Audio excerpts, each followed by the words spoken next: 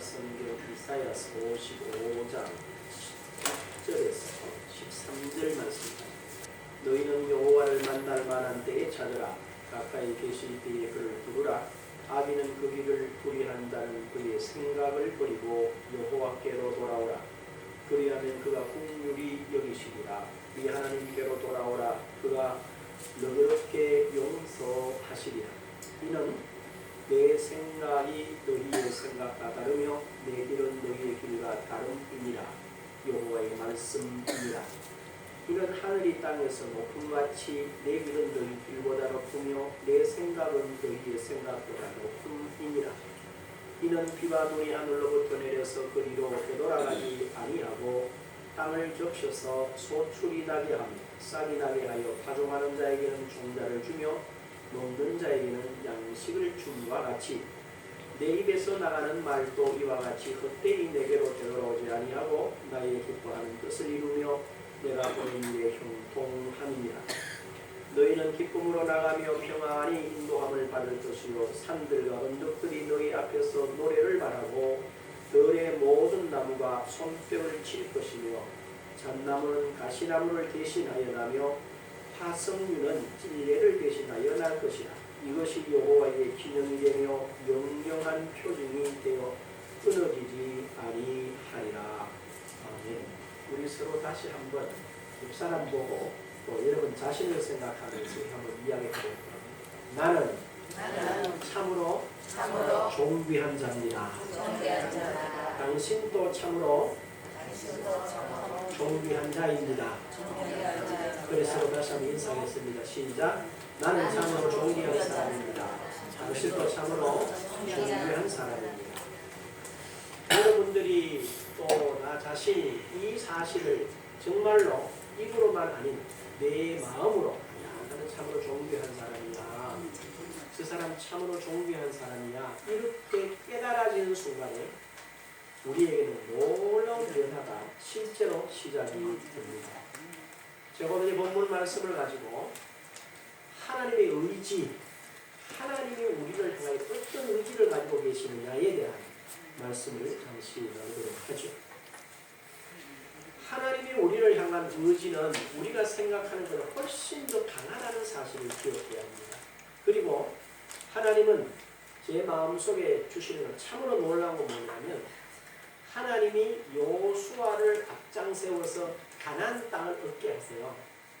그런데 사실은 여호수아 생전에 가나안 땅을 유업으로 받은 백성들은 지파가 몇 지파냐면 레위 지파는 원래 기업이 없기 때문에 안 빼고 11지파 가운데서 4지파만 땅을 얻게 되고 7지파는 땅을 얻지 못해요. 그럼 어떻게 하겠습니까? 하나님이 조상 대대로 약속해가지고 무열 입성해서 가나안 땅에 세워줬더니 열심히 가나 땅을 차지 안하고 달랑 모세가 앞에서 준 2지파 반하고 실제로 여호수아는 그러면 4지파니까 몇 지파? 1지파 반밖에 땅을 얻는데 도와주질 못했어요. 그리고 나이가 많아 죽게 되니까 그러면 하나님도 포기하고 여호수아도 포기해야 되지 않겠습니까? 근데 하나님 그러시지 않았다는 거야. 어떻게 하느냐? 각 지파에서 사람들을 3명씩 뽑아가지고 각 온 가나안 땅을 다니면서 뭘 해오라 그래요? 그림을 그려오래. 그림을 그려오니까 그 그림을 실로 하나님의 성막 앞에서 대제사장 엘리에셀과 각 지파의 부병들과 장로들과 여호수아와 함께 모여서 뭐 하느냐? 제비를 뽑아요. 그림 그리나 있는 데서 제비를 뽑아가지고 땅을 나누어 줬더라 이렇게 되어 있습니다. 그럼 땅을 나누어 줬는데 뭘 나누어 줬어요? 땅을 나누어 줬어요? 그림을 나누어 줬어요? 응? 그림을 나누어 줬어. 그래놓고 뭐라고 그래요? 성경에 이렇게 말해요. 땅 나누어 주는 일을 마쳤느니라 이렇게 되어 있어요. 이 말이 좀 안 맞죠? 결국 그 말은 뭡니까?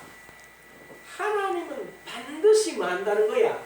내가 이 11지파에게 가나안 땅 전체를 주신다고 하는 하나님의 의지를 분명히 말할 거예요. 그리고 결국에는 이스라엘이 그 가나안 땅을 다 얻게 됩니다. 언제? 다윗 왕 때에. 그리고 솔로몬 왕 때 대제국을 이루는 그런 영광을 주시는 거예요. 바로 이처럼 제가 이 말씀을 보면 하나님의 의지는 참으로 강하다. 그런데 그 하나님의 의지가 우리가 생각하는 그런 것과는 다르다는 거죠. 만일에 하나님이 사람을 초청한다면 언제 초청할 것 같아요? 초청의 대상이 누구일 것 같습니까? 우리는 일반적으로 생각할 때 하나님이 사람을 초청하면 어떤 사람 초청할 것 같아요? 가능하면 괜찮은 사람, 온전한 사람, 또 나름 멋있는 사람을 초청할 것 같지 않아요? 그런데 하나님은 좀 달라요. 뭐라고 그랬냐? 오늘 이건 본문 6절을 한번 보십시오. 너희는 여호와를 만날 만한 때에 찾으라 그랬어요. 사람에게는 여호와를 만날 만한 때가 있다는 거예요. 그리고 또 뭐라고 그랬어요? 가까이 계실 때에 그를 부르라 이렇게 되어 있어요. 그러면 사람이 언제 하나님을 만날 때며 하나님은 언제 사람들에게 가까이 하시느냐라는 것이죠. 그걸 우리가 눈여겨봐야 되는데 오늘 본문이 그 답을 우리가 생각하는 생각과는 너무나 다르게 생각하고 있어요. 7절을 보십시오. 이렇게 되어 있습니다. 악인은 그 길을 불의한 자는 그 생각을 버리고 여호와께로 돌아오라. 하나님을 만날 때가 언제입니까? 악인은 그 길에서 불의한 자는 그 생각에서 그러니까 악인의 길에 있을 때 불의한 생각이 있을 때에 뭐란 말입니까? 바로 하나님을 만날 때요 하나님이 가까이 계시는 때라는 겁니다. 네? 여러분 악인인데 하나님이 그게 하나님 만날 때 불의한 생각을 하고 사는데 그 사람이 바로 하나님이 가까이 계신다는 거예요. 이 가능한 생각이 우리 생각으로. 그리고 신약 마태복음 11장 28절에 뭐라고 그랬어요?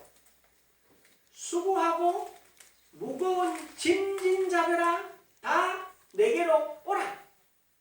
이 말을 바꾸어 말하면 수고로운 짐을 지고 어찌할 바를 모르는 그때가 바로 뭐란 말이죠? 하나님을 만날 만한 때요. 하나님이 언제? 가까이 계시는 때라는 거예요. 이게 바로 오늘 저와 여러분들에게 놀라운 소망을 줍니다. 그런데 이 생각을 우리가 잘해야 돼요. 그러면서 뭐라고 그랬습니까? 왜 그럴까? 왜 그렇단 말이냐? 그 이유는 하나님이 사람들을 뭐 하세요? 사랑하신다. 하나님이 사람들을 사랑하시기 때문에 악인은 그 길에서 불의한다는 그 생각에서 바로 그때가 하나님을 만날 만한 때요. 하나님이 가까이 계신 때라. 수고하고 무거운 우리가 인생의 짐을 지고 허덕일 때가 바로 뭐란 말이죠? 하나님을 만날 만한 때요. 하나님이 가까이 계신 때라는 겁니다. 그럼 잘 돌아보면 우리 주변에 인생 치고 수고로운 짐과 또한 어려움 당하지 않는 사람이 있어요? 없어요? 없다는 거예요. 그렇다면 우리가 다 지금이 뭐란 말이죠? 하나님을 만날 만한 때요. 하나님이 가까이 계시는 때라는 사실입니다. 그래서 하나님 우리를 사랑하시는데 우리가 아는 요한복음 3장 16절에 뭐라고 그러셨어요? 잘 보면 하나님이 뭐요? 세상을 이처럼 사랑하사 독생자를 주셨으니 이는 누구든지 저를 믿는 자마다 뭐요? 멸망치 않고 영생을 얻게 하려 하십니다. 이게 놀라운 이야기입니다. 그래서 하나님은 스스로 하나님을 품을 떠난 하나님의 사람들을 뭐 하신다? 사랑하신다. 이 사랑에 대해서 여러분들이 깊이 생각하고 그 사랑을 이렇게 한번 그려보면은 이거는 측량이 잘 안 되는 이야기. 그래서 성경 가운데서 그 이야기가 잘 여러분 탕자의 이야기를 잘 알고 있어요. 그렇죠? 그런데 탕자의 이야기 가운데서 뭘 보느냐면요. 아버지가 돌아온 아들을 향해서 아버지가 하시는 말씀과 행동을 보면 우리 생각으로 우리가 가고 있는 길이나 우리 생각과는 도저히 말이 안 되는 거예요. 잘 한번 보십시오. 제가 읽어볼 테니까. 누가복음 15장 20절을 보면 이렇게 기록이 되어 있습니다. 아버지가 그를 보고 측은히 여겨 달려가 목을 안고 입을 맞추니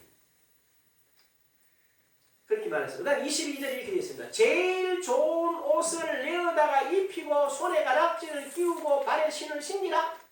23절에 그리고 살찐 송아지를 끌어다가 잡아라. 우리가 먹고 즐기자. 24절에 이내 아들은 죽었다가 다시 살아났으면 내가 잃었다가 다시 얻었노라. 그런데 자세히 생각해보면 내가 잃었다가 얻었노라 이렇게 말하는 것은 마치 뭐와 같으냐면요. 스스로가 보면 이 아들은 스스로 나갔단 말이요. 그런데 지금 아버지는 돌아오는 아들을 보고 뭐라고 그러냐. 내가 잃어버렸대. 내가 잃어버린 아들이 다시 돌아왔다라고 하는 그런 간격으로 이 아들을 뭐 하는 거예요? 맞아준단 말이에요. 이게 하나님이 우리와 다른 점이에요. 응? 그리고 32절에 보십시오. 이렇게 되어 있어요. 이내 동생은 뭐요? 죽었다가 다시 살아났으면 내가 잃었다가 얻었기로 우리가 즐거워 기뻐하는 것이 마땅하다 하니라. 이렇게 되어 있어요. 근데 재미난 거는 형은 아버지의 재산을 가지고 나가서 저 먼 나라에 가서 허랑방탕에서 몽땅 날렸다고 생각하고 창기와 함께 먹고 날렸기 때문에 이놈은 내 동생 아니냐 하고 금을 끊는 것 같이 생각을 하는 거예요. 그런데 아버지는 뭐라고 그러냐? 이내 동생은 이렇게. 이거 뭘 말해요 지금? 형의 마음에서 동생을 지워버렸는데 아버지가 다시 그 형의 마음에다가 누구를? 동생을 세게 넣는 거예요. 이내 동생은. 이 아들은 분명히 스스로 아버지를 떠났던 아들이에요. 그리고 그 형의 말을 빌자면 아버지의 살림은 장녀들과 함께 삼켜버린 이 아들이란 말이에요. 여기에 어떤 일이 일어나느냐. 지금 소개한 대로 20절, 22절, 23절, 24절, 32절을 보면요. 여기에는 책망이 없어요. 여기에는 뭐가 없어요? 꾸지람이 없어요. 왜 그랬냐? 문책도 없어요. 그 다음에 거기에는 원망도 없고 정죄함도 결코 없다는 거예요. 그러면서 다만 뭐가 있어요? 스근히 여기시고 긍휼히 여기시고 사랑하시고 은총과 은혜와 또 그리고 모든 것을 회복시키시고 그걸로 끝이 나질 않아요. 잔치와 기쁨만이 존재하는 그게 어디라고? 아버지 품이라는 거예요. 자, 여러분 잘 생각해봐요. 그리고 뭐 했어요? 여기 소개한 대로 거기에는 측은히 여기심과 긍휼과 사랑과 은총과 은혜와 그 다음에 모든 것이 회복되어지는 그러면서 환영하는 잔치와 기쁨이 뭐하고 있어요? 기다리고 있었어요. 그게 어디라고? 아버지 품이었단 말이죠. 자, 이런 아버지를 여러분 한번 뭐 했어요? 이런 아버지가 이해가 됩니까? 이런 아버지가 이해가 돼요? 우리 상식에? 그 다음에 이런 아버지를 생각해 본 적 있으세요? 우리 생각에는 용납이 안 되는 거예요. 그런데 분명 우리로서는 사람으로서는 아버지의 재산을 그것도 미리 땡겨가지고 가서 다 날려버리고 거지꼴로 돌아온 아들에게 이와 같은 준비를 해놨다. 이 용납이 됩니까? 제가 지금 소개를 했는데 이 용납이 됩니까? 다 떨어먹고 거지꼴로 해가 돌아온 아들을 측은히 여기고 긍휼히 여기시고 사랑하시고 은총과 은혜와 회복과 풍성과 잔치와 기쁨과 즐거움을 예비해놓고 기다리는 아버지가 있다. 이런 아버지 상상이 되세요? 상상이 안 돼요. 그런 아버지 있다 하면 뭐라고 그러나? 그 아버지 미치는 것 같다. 우리는 이런 생각을 하게 됩니다. 그런데 성경은 이런 아버지를 따고 말을 해요. 그 아들을 향해서. 그러면서 우리가 오늘 읽은 이사야서 55장을 한번 다시 돌아가보자. 뭐라고 그러냐? 잘 보십시오. 7절에 이렇게 되어 있습니다. 악인은 그 길을 불의한 자는 그 생각을 버리고 여호와께로 돌아오라. 이렇게 말했어요. 자, 만일에 돌아오면 어떻게 한답니까? 그리하면 그가 긍휼히 여기시리라. 우리 하나님께로 돌아오라. 그가 너그럽게 용서하리라. 여러분, 악인이 돌아왔습니다. 여러분 생각이 어때요? 악한 사람이 돌아왔어요. 어떻게 해야 돼요? 당연히 악한 일을 했으니까 뭘 받아야 되나? 처벌을 받는 것이 우리 생각이고 그것이 우리가 취하는 길이에요. 그렇지 않아요? 그 다음에 불의한 자가 돌아왔어요. 그럼 어떻게 해야 돼요? 불의한 자를 너그럽게 용서하신다는 거죠.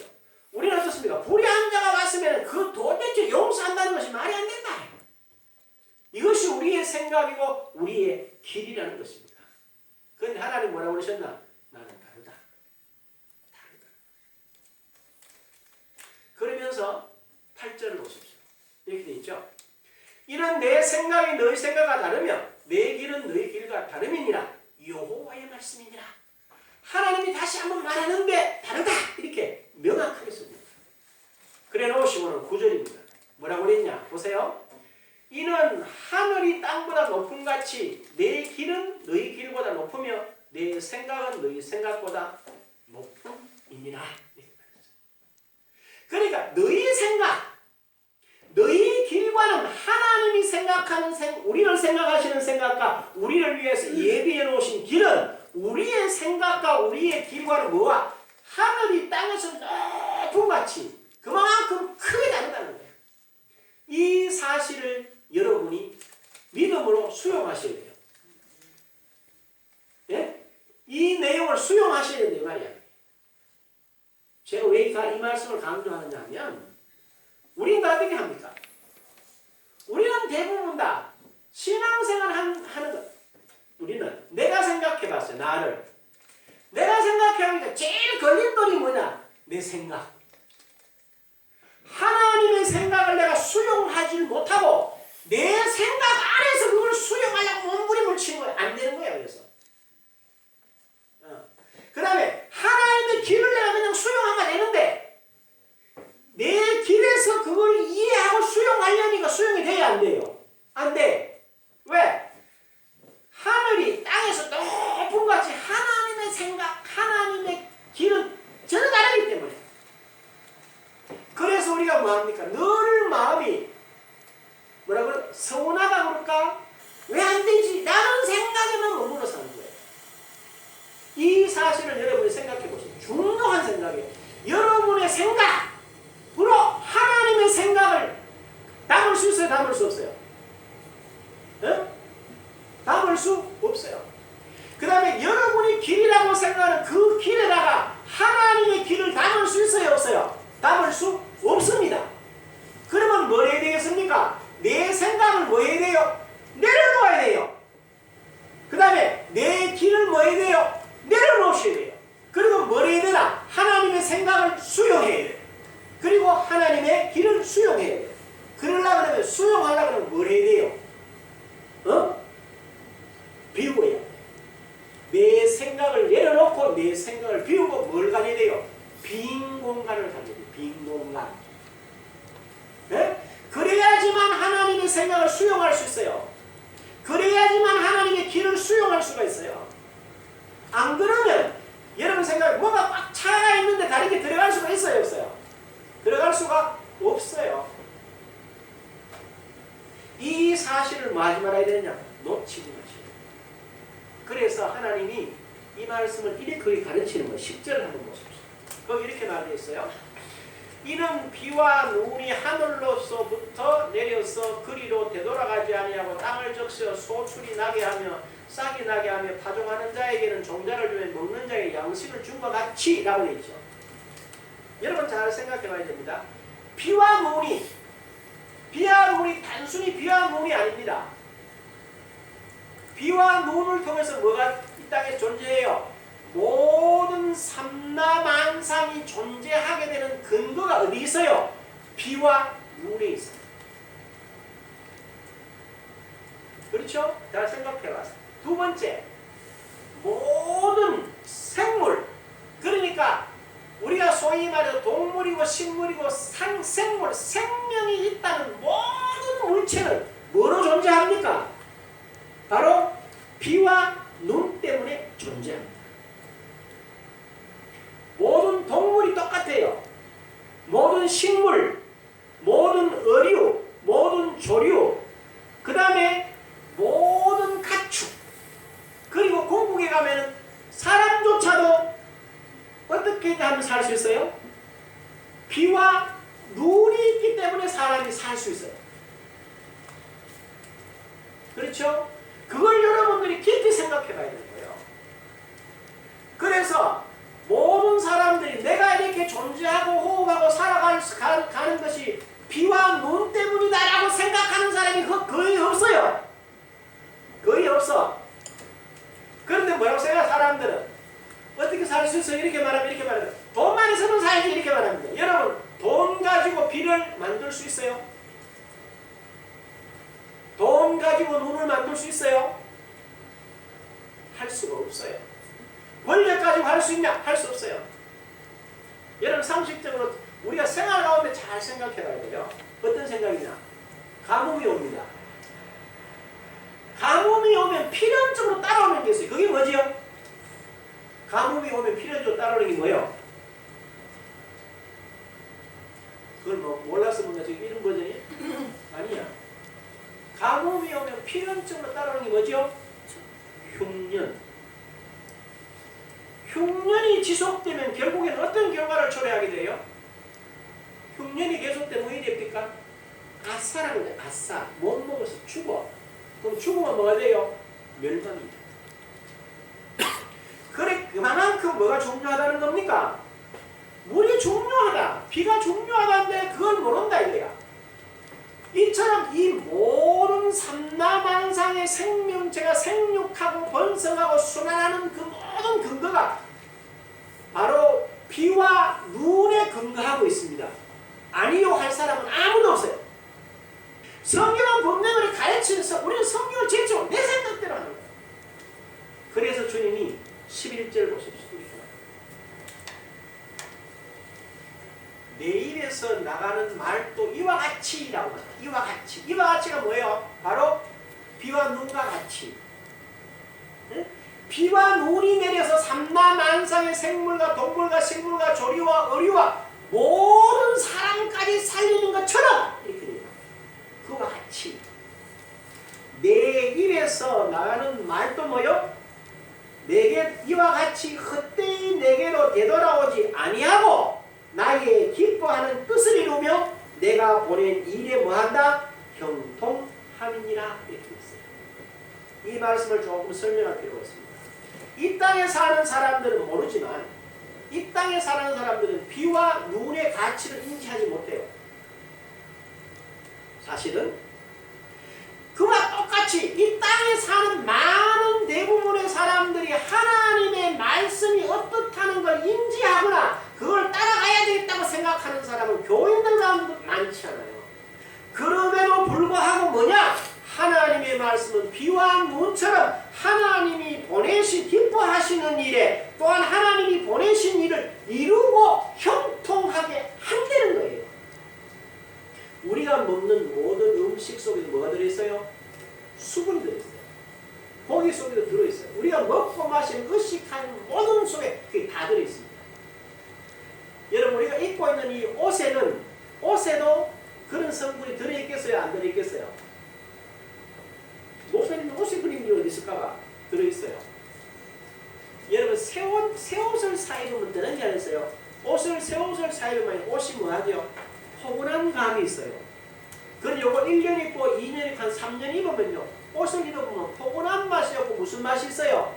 딱딱해져요. 왜요? 뭐 이 옷 안에 있는 그 성분 자체가 다 뭐하나? 빠져나가기 때문에 옷장사는 그 양의원사님 계속 나타납니다. 3년 이상 입을 수 없어요. 입으면 그 옷 자체는 그냥 입는 것이 따뜻한 맛이 없어져요. 똑같다는 거예요. 이와 같이 인류 전체의 하나님의 말씀을 인류가 인정을 하든 안 하든 뭐 한다는 거예요? 하나님이 기뻐하시는 일과 하나님 보는 형통한 일을 그냥 우리가 하고 있다는 거예요. 왜? 하나님은 뭐 하신 분이니까? 불변하신 우리가 하나님께 잘 반응하면 하나님이 복을 내리시고 우리가 하나님의 말씀을 잘 안 들으면 복을 거두어하시느냐? 그렇지 않아요. 하나님은 복을 주세요. 그래서 우리가 하나님의 법 안에 가면 그 복이 되고 우리가 하나님의 법을 떠나는 순간 그 순간은 바로 우리에게 재앙과 멸망이 된다. 그래서 하나님의 법이 엄중하신 거예요. 뭘 판단해서가 아니야. 그래서 12절에 이렇게 말합니다. 하나님의 말씀이 이룬 결과를 우리가 누린데 어떻게 누리는가? 잘 봐요. 12절에 너희는 기쁨으로 나가며 평안히 인도함을 받을 것이요 산들과 언덕들이 너희 앞에서 노래를 바라고 들의 모든 나무가 손뼉을 칠 것이며 잣나무는 가시나무를 대신하여 나며 화석류는 찔레를 대신하여 날 것이라. 이것이 여호와의 기념이 되며, 이 말을 받고 여호와의 이름이 되며 영영한 표징이 되어 끊어지지 아니하리라. 하나님께서 이같이 하신다는 거예요. 뭘 같이 한다는 겁니까? 잣나무를 가시나무를 대신하고 화석류로 찔레로 대신해서, 쉽게 말해 쓸데없는 가시나무 찔레 같은 건 다 제하고, 궁극에는 하나님께서 우리를 위해서 스스로 뭘 한다는 거예요? 가시나무 대신에 화석류 대신 찔레 대신 화석류를 내고 잣나무를 내서 우리를 뭐 하신다는 거예요? 기뻐하고 형통하도록 만든다. 그래서 너희는 뭐 하라는 거예요? 하나님의 말씀에 서라. 이게 하나님의 뭐이다? 의지라고 말합니다. 알아듣죠? 바로 이와 같은 분명한 사실을 깨닫고 뭐 해야 됩니까? 우리가 누릴 것을 말씀하고 있기 때문에 여기서 우리가 참으로 붙잡고 해야 될 것은 하나 있어요. 뭐 해야 되느냐? 우리가 해야 될 것. 딴 거 아니에요. 잘 들으셔야 됩니다. 육신의 생각과 나의 이성이나 지성이나 감성이나 환경이나 느낌이나 기본을 뭐 해야 돼요? 내려놓으시라. 육에서 출발하는 모든 것들을 내려놓아야 된다는 거예요. 내려놓고 어딜 따라가야 됩니까? 바로 성서, 하나님의 말씀이며 하나님이라고 우리가 부르는 이 말씀을 따는데 첫째 거기서 뭘 봐야 되냐? 말씀이 나를 누구라고 말씀하셨는지, 다른 거 말고 말씀이 저와 여러분을 보고 너희는 누구라 이렇게 말했는 거, 그걸 보고 자신을 알고 그 사실 위에서 자신을 봐야 돼요. 여러분 자신을 말씀이 말씀하시는 대로 보고 말씀이 말씀하시는 대로 들으셔야 한다고 말입니다. 지금 우리 자신이 어디서 있는가 한번 여러분 확인해 보시죠. 왜냐? 하나님이 우리를 그렇게 보시지 않기 때문에. 내가 생각하는 대로 하나님이 안 봐요. 하나님은 말씀이 말씀하시는 대로 나를 보고 여러분을 보십니다. 알아듣죠? 다시 한번 설명할까? 내가 생각하는 대로 하나님은 나를 보시질 않아요. 그럼 하나님은 나를 어떻게 보느냐? 하나님의 말씀인 성경이 나보고 너는 누구라고 말하는 대로 하나님은 우리를 보시지, 내가 생각하는 생각대로 하나님이 나를 안 본다 이 말이에요. 그래서 우리는 어디에서 해야 되나? 성경 가운데서 해야 돼요. 내가 2번 했는데 못 알아듣으면 자기 책임이야. 그래서 지금 여러분이 전화해, 나는 어디서 나를 보나 한번 돌아봐요. 여러 차례 인용했지만 고린도후서 5장 16절에 뭐라 그래요? 그러므로 우리가 이제부터는 어떤 사람도 육신을 따라 알지 아니하노라. 비록 우리가 그리스도는 육신을 따라 알았으면 이제부터는 그같이 알지 아니하노라. 그런즉 누구든지 그리스도 안에 있으면 새로운 피조물에 이전 것은 지나갔으니 보라 새 것이 되었도다. 우리는 이제 새 것이에요. 영이 완전히 새 사람이 된 거야. 그래서 성서를 통해서 우리가 하나님을 알았어요. 성경을 통해서 우리가 하나님을 믿었어요. 그리고 성경을 통해서 우리가 구원받은 걸 알았어요. 맞지요? 그렇다면 우리 자신을 성경이 말씀하는 그런 사람으로 자신을 보고 그 위에 자기를 세워야 됩니다. 예? 알아듣습니까? 그 위에 세우셔야 돼요. 그렇지. 그래서 자기 자신의 생각대로 보고 알고 믿고 하면, 잘 들어요. 자기 생각대로 믿고 보고 알고 하면 종교는 됩니다. 주일날 예배 드릴 수 올 수 있어요. 하나님을 아버지라고 부르지만 중요한 일 생기면 하나님 예배하는 거 제쳐놓고 자기 볼일 보는 그런 수준의 종교에는 될 수가 있어. 그러나 생명과 능력이 나타나는 신앙은 아니에요. 이 사실을 놓치시면 안 돼요. 응? 성경과 본문에서 하나님과 우리의 생각과 길이 마치 하늘이 땅에서 높음같이 다르다고 하십니다. 그런데 우리는 내 생각대로 하면 되지 이렇게 말하거든. 아니에요. 응? 그렇다면 우리는 우리의 생각, 우리가 길이라고 하는 것을 내려놓고 우리를 향하신 하나님의 생각과 하나님의 길을 쫓아가야 됩니다. 왜 그렇게 해야 되느냐? 이유는 간단해요. 예수님께서 친히 말씀하시기를 이렇게 말했어요. 요한복음 3장 6절에 보면 육으로 난 것은 육이다. 육은 어디서 났어요? 흙에서 났어요. 흙으로 돌아가는 거예요. 그 다음에 영으로 난 것은 영은 어디서 났어요? 하나님으로부터 하나님의 숨결로부터 받은 우리의 영이란 말이에요. 그래서 뭐라고 하는 성경은 육신을 따르는 자는 육신의 일을. 그러니까 우리 생각에 내가라고 말할 때 육신을 가지고 내가라고 말하는 사람은 흙을 따라가는 사람이야. 그러나 내가라고 말해 내 영을 생각하는 사람은 영을 따라가는 사람이란 말이에요. 그래서 뭡니까? 육신의 생각은 사망이고 영의 생각은 생명과 평안이랍니다. 육신의 생각은 하나님과 원수가 되는 이런 하나님의 법에 굴복치 아니할 뻔해 할 수도 없다라고 말했어요. 그리고 지금 제가 하는 앞에 말도 중요하죠. 지금 하는 말을 잘 들으셔야 됩니다. 그러면 영을 따른다는 말이 무엇이냐? 응? 그 다음에 육을 따른다는 말은 무엇이고? 그러니까 영을 따르는 것은 무엇이며 육을 따르는 것은 무엇인가? 이거 명확하게 구분해야 됩니다. 예수께서 영이 무엇이며 육이 무엇인지 확실하게 정의하고 있어요. 이건 육이다. 이건 영이다. 이렇게 정의를 합니다. 뭐라고 정의하셨냐? 다시 한번. 요한복음 3장 6절에 보면요. 육으로 난 것은 육이다. 흙으로 난 것은 흙이다. 그럼 우리 죽으면 다 땅에 묻혀서 뭐가 되죠? 흙이 돼요. 왜? 그건 흙에서 지음을 하요. 그게 육이야. 영은 어디서 왔어요? 하나님으로부터 왔기 때문에 죽으면 영과 육이 뭐 된다? 분리됩니다. 그래서 영혼은 어디로 가요? 하나님께로 가요. 그래서 요한복음 6장 33절에 살리는 것은 무엇이라? 영이니 육은 뭐하다? 무익하다. 그 다음에 내가 너에게 이르는 말이 뭐요? 영이요 생명이요. 정의가 딱 내려졌어요. 영이란 뭐냐? 하나님으로부터 지음받은 나의 영과 혼. 그리고 오늘 내가 보고 들을 수 있는 영과 생명은 뭐냐? 바로 하나님의 말씀이 영이고 이 말씀이고 생명이라는 거예요. 이건 기가 찬 이야기예요. 다른 데서는 그 소리를 많이 해. 뭐 이렇다 저렇다 아니야. 성경만큼 정확하게 영과 육이 모이면서 영과 생명이 뭔지 정확하게 그것도 주님께서 정의해 주셨어요. 그리고 잘 보십시오. 고린도전서 2장 9절에 이렇게 되어 있어요. 기록된 바 하나님이 자기를 사랑하는 자들을 위하여 예비하신 모든 것은 눈으로 보지 못하고 눈으로 왜 못 봐요? 하나님은 무엇이기 때문에? 영이시기 때문에. 귀로 듣지 못한 이 귀는 뭐요? 이 귀는 육이야. 하나님은 영이라서 귀로 못 들어. 그 다음에 사람의 마음으로 또 생각하지 못하였다는 것 같아요. 사람의 생각은 혼이지 영이 아니라서 하나님은 알 수가 없다는 거예요. 알아듣죠? 14절 잘 보십시오. 고린도전서 2장 14절이야. 육에 속한 사람은 하나님의 성령의 일을 받지 아니하나니 영에 속하지 않고 육에 속해서 생각하고 육에 보는 대로 듣는 대로 자기 마음대로 생각하는 사람은 성령의 일을 받지 않는다는 거예요. 왜 안 받냐?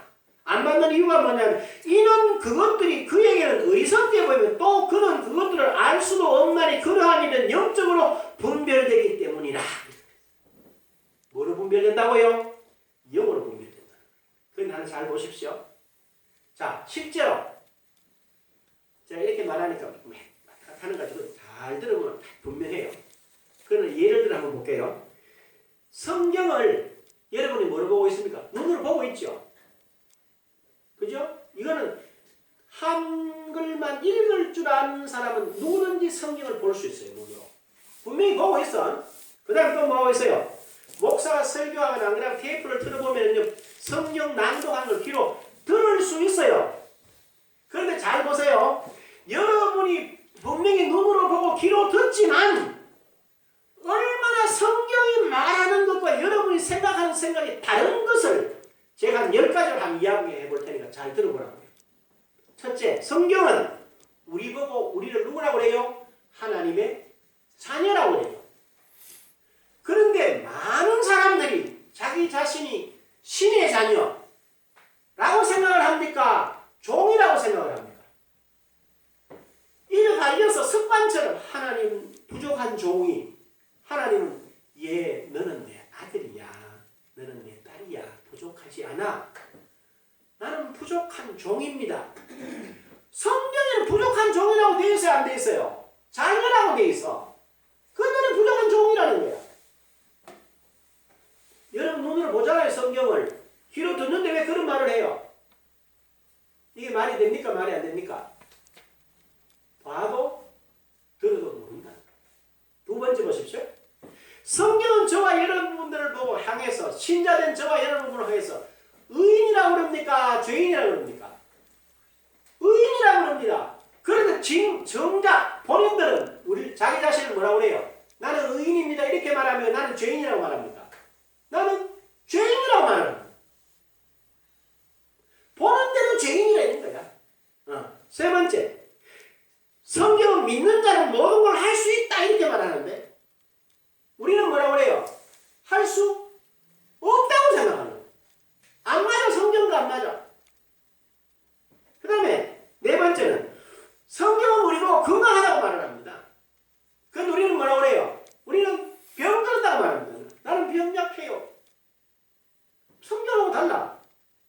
그 다음에 성경은 우리 보고 뭐라고 그래요? 너는 강하다라고 말을 합니다. 우리는 뭐라고 말합니까? 나는 약하다고 말합니다. 성경은 우리로 모든 것을 다 가졌다 이렇게 말을 합니다. 하는데 우리는 뭐라고 그럽니까?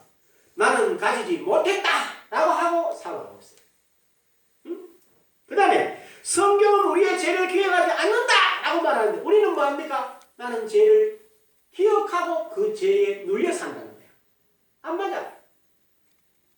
그 다음에 성경은 우리의 허물을 도말했다, 지워버렸다 이렇게 말해요. 우리는 뭐요? 안 지워졌다. 그래서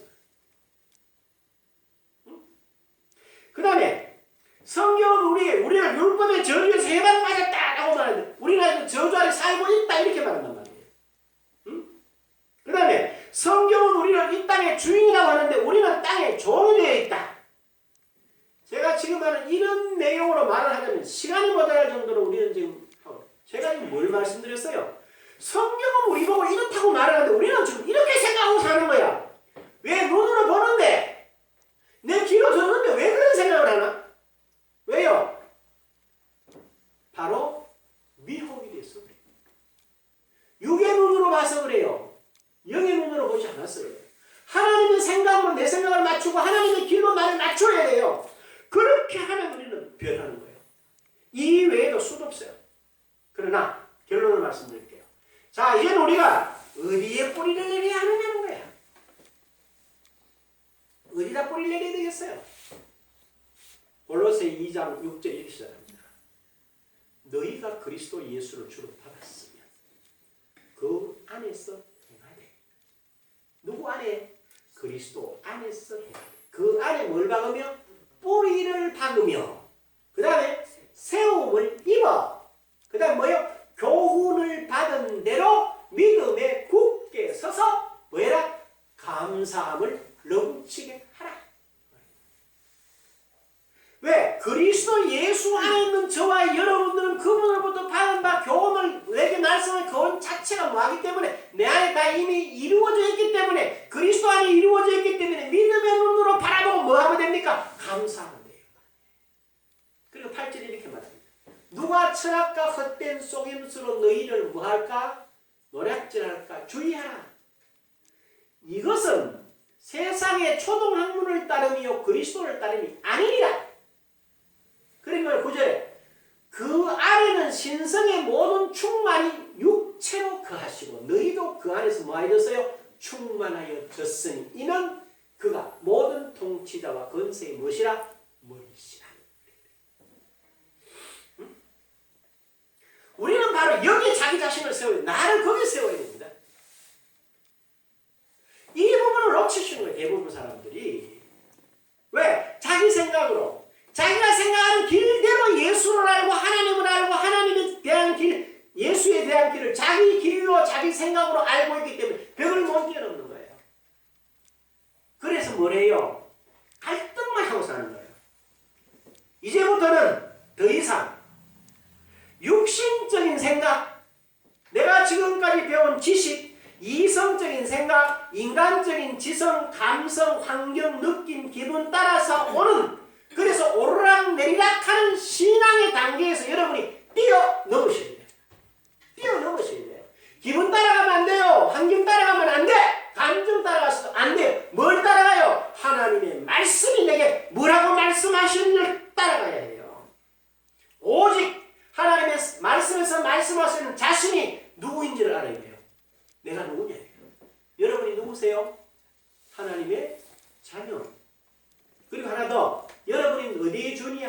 땅의 주인이야. 창세기 1장 26절에 분명히 말씀하십니다. 하나님이 이르시되 우리의 형상, 우리의 모양, 우리가 사람을 만들고 그들로 바다의 물고기와 하늘의 새와 가축과 온 땅과 땅에 움직이는 모든 것을 다스리게 하자 하시고, 온 땅의 주인이 하나님이 만들어서 사람에게 의뢰해 주셨기 때문에 사람된 저와 여러분이 이 땅의 주인입니다. 그래서 앞에 말씀하신 대로 하나님이 가나안 땅을 줘놓고 그들이 게을러서 차지하지 않으니까 그림을 그리서라도 하나님의 의지를 나타내, 나는 반드시 너에게 주고 납니다. 오늘 저와 여러분들이 그리스도 예수 안에서 우리 자신을 알고 내가 그리스도 예수 이 땅의 주인이라는 걸 깨닫고 거기다 뭘 해야 돼요? 우리의 삶을 올인하시오. 올인해야 돼요. 그래야 뭐가 있어요? 거기에 역사가 납니다. 그리고는 뭡니까? 내가 누구인지, 무엇을 가졌는지, 무엇을 할 수 있는지, 어떤 약속을 받았는지, 그것이 어디에서 어떻게 사용하시는지를 분명하게 깨달아야 됩니다. 신앙은 그냥 하는 게 아니야. 내용을 가지고 하는 거란 말이에요. 그래서 말씀이 말씀하신 대로 알고 믿고 그 위에 자기 자신을 세워서 하늘아버지께서 이 땅에서 살면서 누리라고 주신 복을 단 하나라도 놓치시면 안 돼요. 지금까지 놓치신 걸로 충분해요. 앞으로 남은 생은 여러분 눈 감고 가면 안 돼요. 귀 막고 가시면 안 돼요. 정신 차렸어. 뭐 해야 돼요? 근신하라 깨어라. 너희 대적마귀가 우는 사자와 같이 두루 삼킬 자를 찾는다. 그러나 믿음으로 그를 뭐해라? 대적하라. 그리하면 말이라 물러간다는 거예요. 뭐가 믿음이야? 하나님의 말씀을 선포하고 그 말씀을 따라가면 마귀는 우리에게서 떠나갈 수밖에 없고 우리의 길을 방해할 수가 없어요. 왜? 내가 하나님의 법을 쫓아가니까. 이 사실을 여러분 잘 기억하십시오. 그래서 뭐 할까요? 성경 가운데서 내게 주셨다고 하는 것을 구하세요. 내게 이미 주셨다고 말하는 걸 찾으세요. 그리고 하나님이 저기 있다 두들겨라 하는 걸 두드리십시오. 그러면 반드시 뭐합니까? 두 가지. 오해도 말씀드리겠지만 일단은 하나님의 약속을 뭐해요? 믿으세요. 그리고 기도하고 받은 줄로 다시 믿으세요. 그러면 여러분의 것이 됩니다. 이 말씀 안에 있는 하나님의 의지를 깨닫고 이 말씀 위에 여러분을 세워 오고 오는 세대에 하나님의 증거로 나는 복된 저와 여러분이 될 줄로 믿습니다. 기도하죠. 귀하신 아버지 하나님 감사합니다. 말씀을 통해서 하나님이 우리를 향하여 어떤 의지를 가지고 있는지를 다시 한번 확인했습니다. 그 길에서 가장 걸림이 되는 것이 바로 내 생각, 내 길이라고 지적해 주시면서 그리고 나는 비와 눈이 모든 생명을 살리는 것 같이 내 입에서 나간 말도 하나님이 기뻐하시고 하나님이 형통한 일을 반드시 이루어서 그것이 바로 신자된 오늘 우리들에게 허락하신 복락이라는 것을 깨닫게 해주셨습니다. 이 시간이 오늘 이 자리에 참여한 우리 성도들의 전 인생이 변하는 놀라운 시간이 된 줄로 믿습니다. 감사드리며 예수님의 이름으로 기도합니다. 아멘. 우리가